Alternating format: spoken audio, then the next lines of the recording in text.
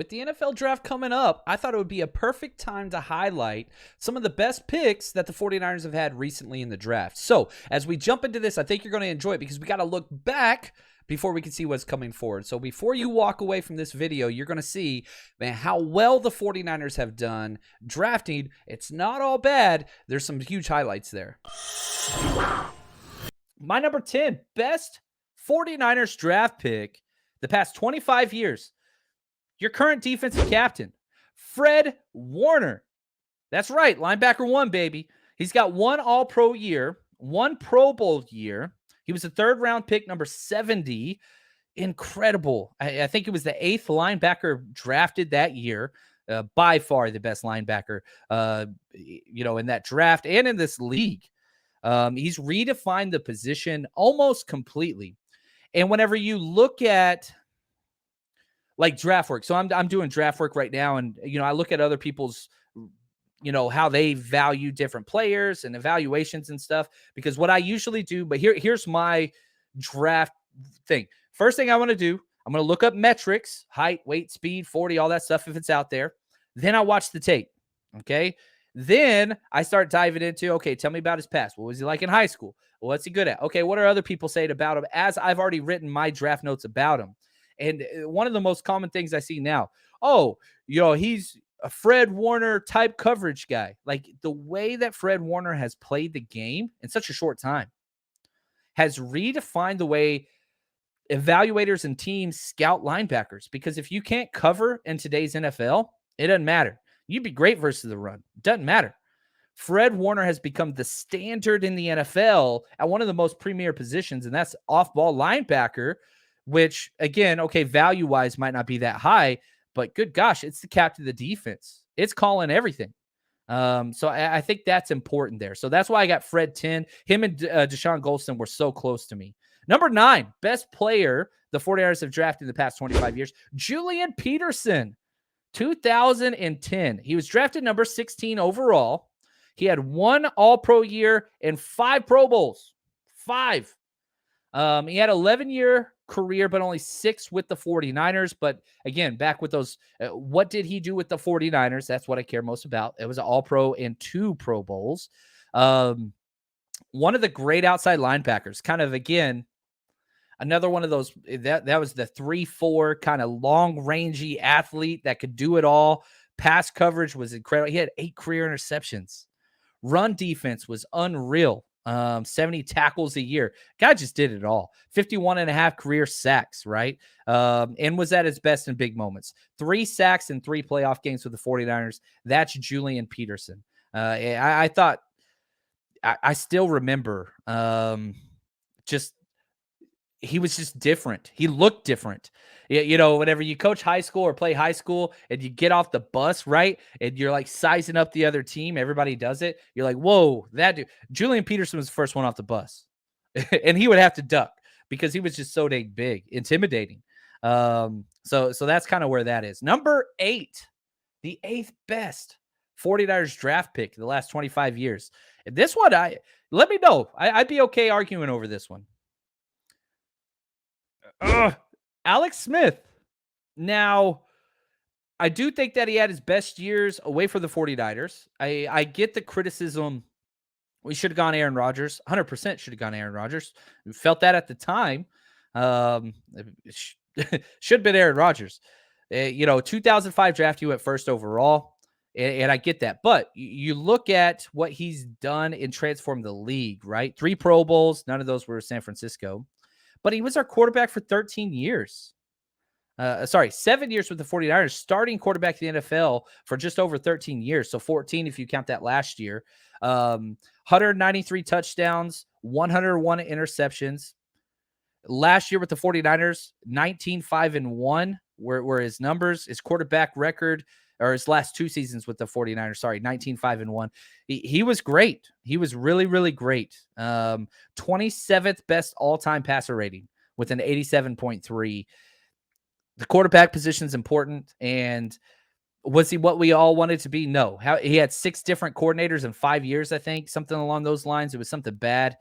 But yeah, it's rough. It's rough whenever you just look at him, because as soon as you think Alex Smith, you think Aaron Rodgers, and that sucks. I hate that it's like that for him, but amazing human and just positive impact everywhere he went. Number 7, 7th best draft pick the last 25 years. And this one might piss some people off, but I don't give a damn because the numbers say so.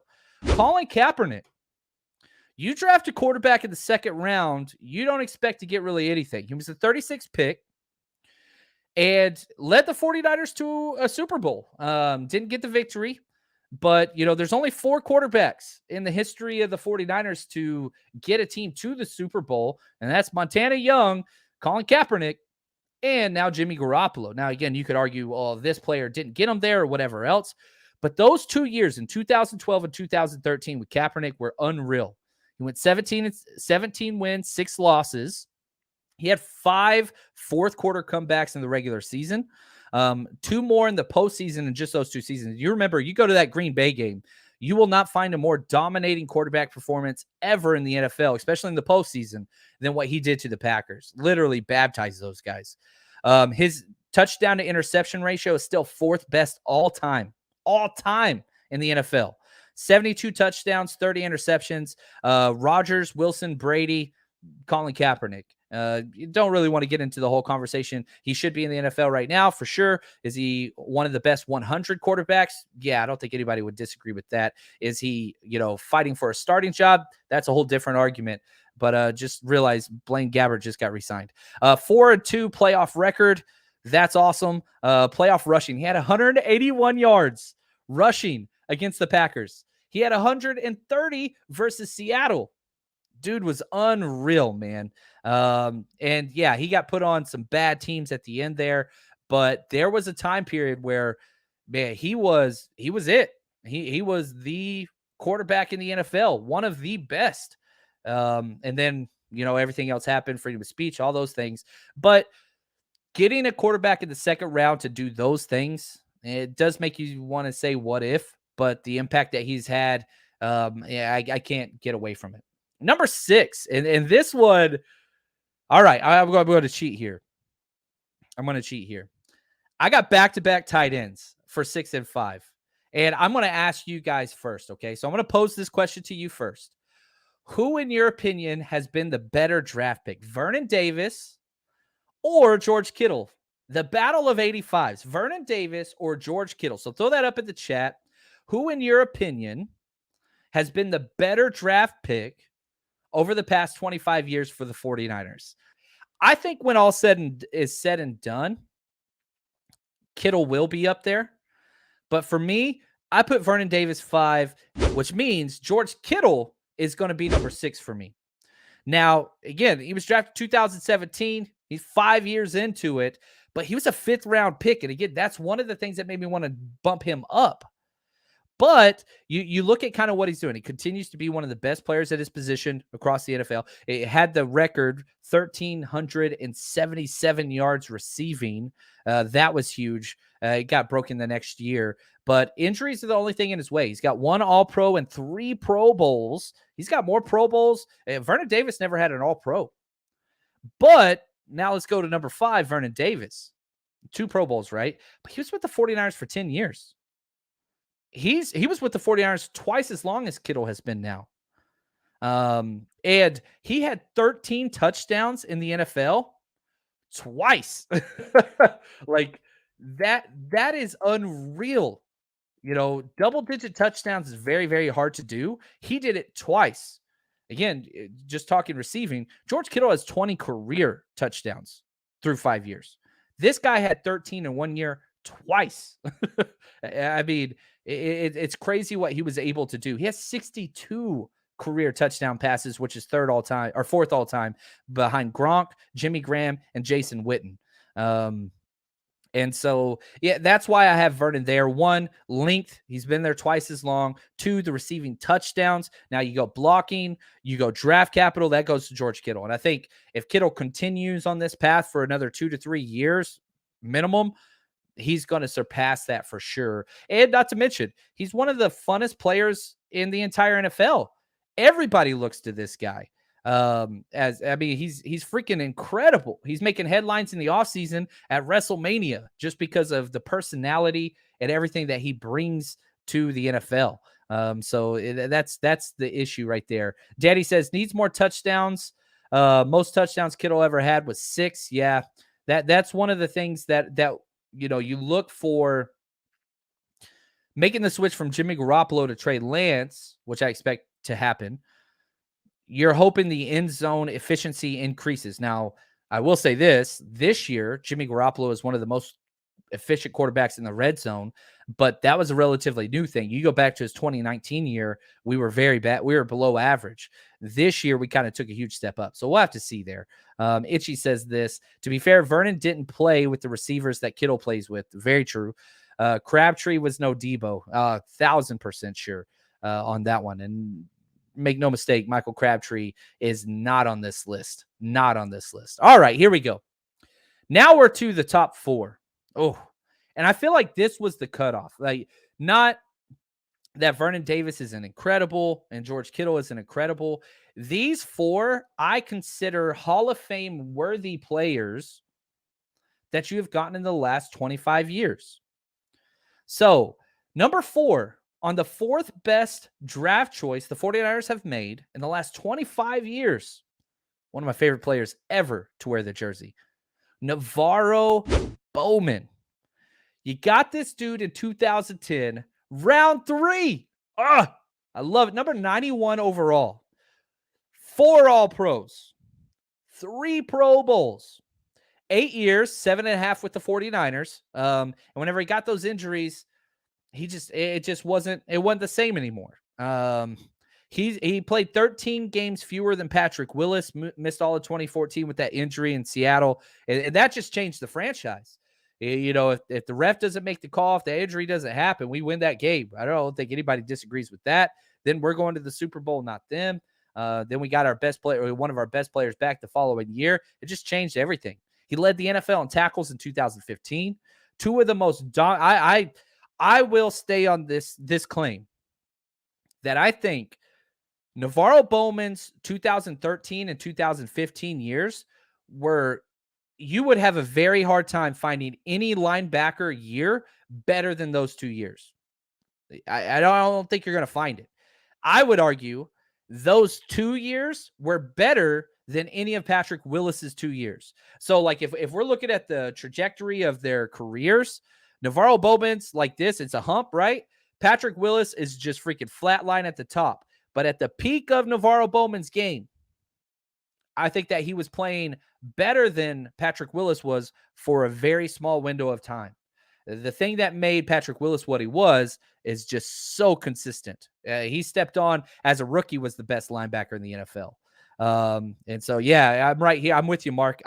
That's my favorite jersey to this day, is the black Navarro Bowman. It's intimidating. Like, I see it in my closet, and I just get, I get pumped, man. I get pumped. Yeah, Colin says, man, Bo, he and Willis. I love it. I love it.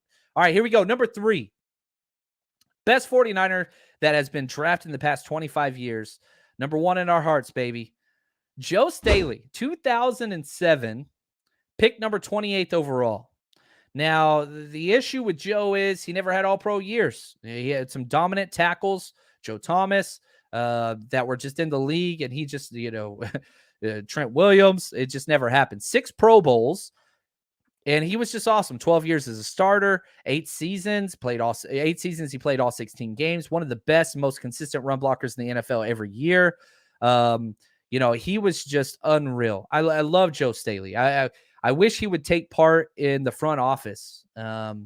He was just so great. I think he's the greatest 49ers offensive lineman in the history of our team, and he deserves to be, put up in the Ring of Honor. I think he will eventually. He's incredible. And then here we go, number 2. Second best 49er drafted in the past 25 years. Frank the Tank, baby. Frank Gore. Love this man. 2005, he was a 3rd-round pick, number 65 overall. 2 MCLs tore in college. Now, 0 all-pro years. That's the quote-unquote critique that people have of Frank Gore, and it's a legit one. 5 Pro Bowls. But you look at what he was able to do, 16,000 yards, third all time, average 4.4 yards per carry over his career. I mean, fourth most. You just keep going. You just keep going. Dude's a Hall of Famer. And he's my oldest son's favorite player, which I think matters. Maybe even more importantly than other things. What's up, Philip? Appreciate it. Hashtag CC. What's up, Sid? Yeah, she's saying right there. I love it. And Frank Gore, just so proud. Like that's the way I feel, right? And so, like, when somebody says Frank Gore, man, it's pound the chest time, baby. Like just the name Frank Gore. I'm ready to go to battle. Somebody wants some? Let's go. You know what I mean? Like, that's just what, as a fan, as a person who bought into the team, who watched since they were a kid, when I think Frank Gore, I'm ready to fight, man. It's not like I'm mad or anything along those lines. No. It's just time to go. Danny, I got a Gore jersey. Can't fit me anymore. I feel you, man. I feel you there, buddy. And I'll say this, Frank Gore, he created the space for the entire 49ers Rush road trip. It kind of happened in happenstance where we threw the party down in Miami, and we got Frank Gore to come out somehow. I still can't believe how that worked out. And that has led us to, now we've got Fred Warner, Elijah Mitchell, got some other stuff brewing in the future. Like, this dude has had such a positive impact on me and my family, and let alone you guys, right? I mean, just such an amazing person. Now he's going to belong in the front office. He wants to work with the 49ers. He's coming back on a one-day. He'll sign a one-day whenever he wants to retire. That's kind of what that's going to look at. Oh, look at Sid. She says, I still have my Gore jersey. Yes, I freaking love it. I love it. Gore has to be the most durable running back in NFL history. I think you're right. And it's crazy to think that after what he went through in college. Itchy, Gore was a top 4 to 5 running back for 10 years in a row, though. I agree.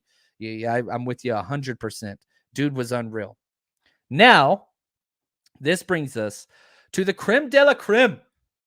The number 1 overall player that the 49ers have drafted in the past 25 years. That's a long time. None other than P-Dub. Patrick Willis. 2007, he was drafted number 11 overall. And he will be